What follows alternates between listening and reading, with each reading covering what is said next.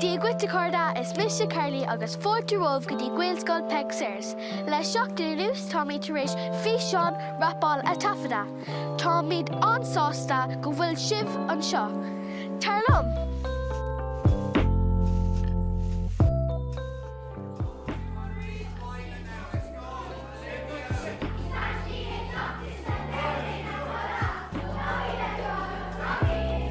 Seo é voiceover, ready killing.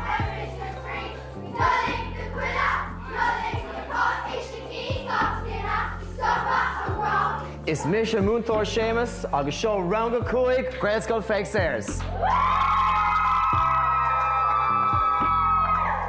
Tháinig Gary isteach ó Kabin chun scríomhlinn.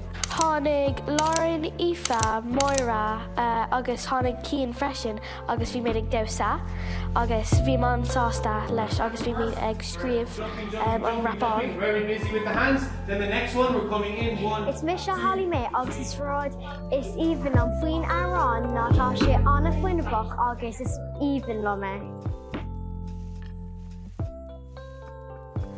Just like big lyricí an idirlíonn a gcóir like go hiile agus bheadh sé feicthe eán daoine agus an sin like just tá sé anna bhá go bheith mé like an idirlíonn agus bheadh mé Téann seo agus tá lyricí is tá rudaí níos táchtaí ná bhrontais agus an sin is sinna an solistrín dorcadas.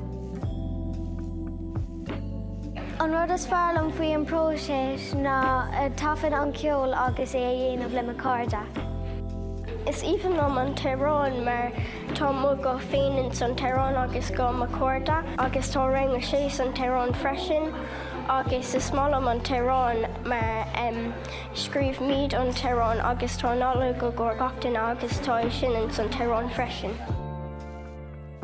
An rud is fearlam faoi an scoil ná comórta sí Gaeilge a bhíonn a gcuin gach seachtain. Thain lom nóir a bhí mar ag déanamh cordlinn le Gary agus nóir bhí mar ag canna agus ag rapáil. Is fearlam ag scríomh an obairtí a gcóir an Téann. It's bralam Gaelscoil Pheig Sayers mar bhím ag imirt le Corcaigh agus na deisina ceol agus rinca a bhfuil a gcuin. Caibi de clochta, slán!